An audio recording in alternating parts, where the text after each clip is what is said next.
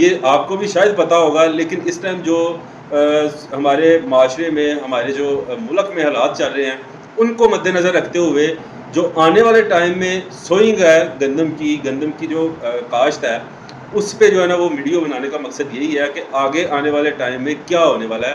تو اللہ کرے، اچھے کی امید رکھتے ہیں. ہو سکتا ہے کہ ریٹ زیادہ ہو جائیں، اور ہو سکتا ہے کہ حکومت ہماری تھوڑے ہوش کے ناخن لے اور فرٹیلائزرز اور پیسٹیسائڈز جو پروڈکٹس ہیں ان کو تھوڑا ڈاؤن کر دیں، تو کچھ جو ہے نا وہ کچھ بہتر ہو سکتا ہے. بسم اللہ الرحمن الرحیم. السلام علیکم کاشکر بھائیو، امید ہے سب خیریت سے ہوں گے. تو کاشکر بھائیو، آج کی جو ہماری ویڈیو ہے اس کا ٹاپک ہونے والا ہے کہ گندم کی جو ہے وہ فی ایکڑ جو ہے نا وہ خرچہ 2024 سے 25 جو ہے وہ 2024 یہ جو آگے آ رہا ہے، گندم کا جو ہے نا فی ایکڑ خرچہ کتنا آئے گا، اسی پہ آج کی جو ہے نا وہ بات کریں گے. آج کا یہی موضوع ہے.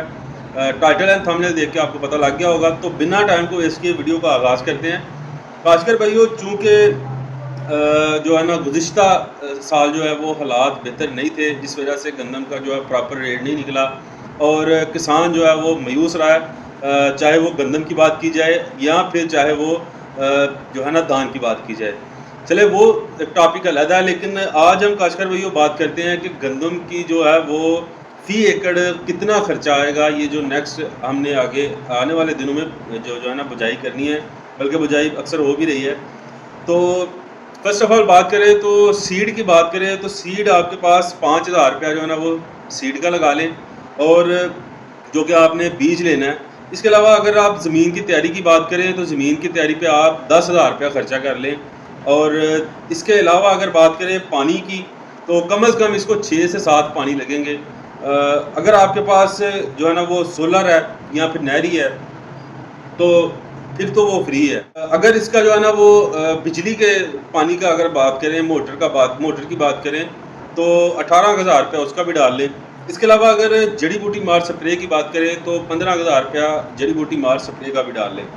اس کے علاوہ کاشکر بھائیو، کھاد جو ڈی اے پی ہے اس کو جو ہے نا وہ ہم ایک بوری کھاد کی ڈالتے ہیں 11,000 روپے، اور ساتھ میں ہم کھاد جو یوریا ہے وہ 2.5 بوری جو ہے نا وہ ڈال لیتے ہیں، اور ہمارا جو ہے 2.5 بوری کا 11,250 روپے یوریا کھاد کا لگا لیں. اس کے علاوہ جب یہ کام ختم ہو جاتا ہے تو اس سے ہٹ کے ہمارے کاشتکار حضرات جو ہیں بعض اوقات سلفر، زنک اور زہر وغیرہ بھی، فپرونل بھی استعمال کرتے ہیں. یہ چیزیں ہم نے سائڈ پہ رکھی ہوئی ہیں. فی الحال ہم جو ہے نا جنرلی اوپر سے بات کر رہے ہیں. تو ہارویسٹنگ کی بات کریں، چونکہ جو ہے نا وہ یوریا کھاد، زہر آپ زہر تو ہم ڈال ہی رہے اس میں.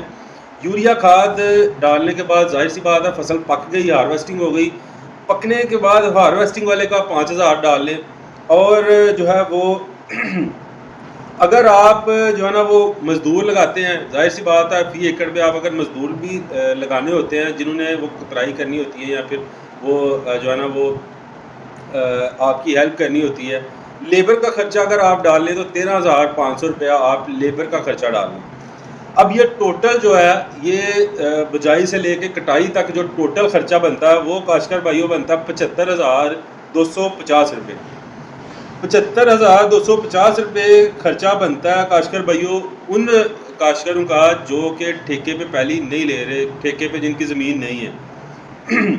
اب بات کرتے ہیں کاشتکار بھائیوں آپ کی اندازن جو ہے، کیونکہ ہم نے خرچہ کم کیا ہوا ہے، اندازن آپ کی جو اوسط ہے منیمم میکسیمم جو ہے نا وہ میکسیمم تو نہیں، منیمم اندازہ لگا لیں تو 45 من جو ہے نا وہ فی ایکڑ آپ کی پیداوار اگر بنتی ہے.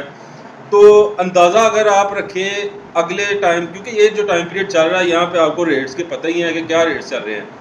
اگر آپ اندازہ رکھ لیں اس کا ریٹ کا اندازہ رکھ لیں 3,000 روپیہ، تو کاشتکار بھائیو آپ کا بنا تھا 75,250 روپے.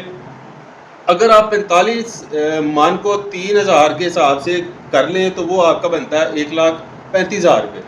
1,35,000 میں سے اگر ہم 75,000 جو آپ کا بجائی سے کٹائی تک لگا تھا اس کو ہم مائنس کر دیں تو کاشتکار بھائیو آپ کے پاس بچتا ہے 59,750 روپے. اب اگر آپ نے ٹھیکہ ہے، اب ٹھیکے کی بھی کاشتکار بھائیو بات کریں تو ٹھیکے مختلف جو ہے نا وہ جگہوں پہ مختلف ہوتے ہیں.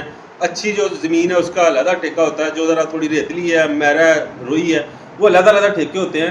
خیر ہم جو ہے نا وہ اگر آپ کی ذاتی زمین ہے تو کاشتکار بھائیوں آپ کو بچ کے 59,750 روپے. اب جو میجورٹی میں ہمارے کاشتکار بھائی ہیں وہ جنہوں نے آگے ٹریڈنگ کرنی, جنہوں نے آگے بجائی کر کے آگے مارکیٹ میں سیل کرنا ہوتا ہے, کاشتکار بھائیوں ان کا جو ہے نا وہ ٹھیکے میں انہوں نے زمینیں لی ہوتی ہیں. اب اگر ہم ٹھیکہ بھی اس میں ڈال لیں تو کاشتکار بھائیوں آپ جو ہے وہ 60,000 روپیہ اگر اس میں ٹھیکہ ڈال لینا تو آپ کا جو بغیر ٹھیکے کے فصل تھی وہ 59,750 روپے تھی, ٹھیکہ آپ نے دے دیا 60,000, تو آپ کو پیچھے جو پرافٹ وہ بالکل زیرو بچتا ہے. تو میرا خیال ہے کہ پچھلے 2 سال سے 1.5-2 سال سے جو آپ کی گندم کی اور چاول کی فصل چل رہی ہے, منافع بخش فصل جو ہے نا وہ ہو سکتی ہے اگر ہم اس کے ریٹس پہ جو ہے نا وہ فوکس کر لیں.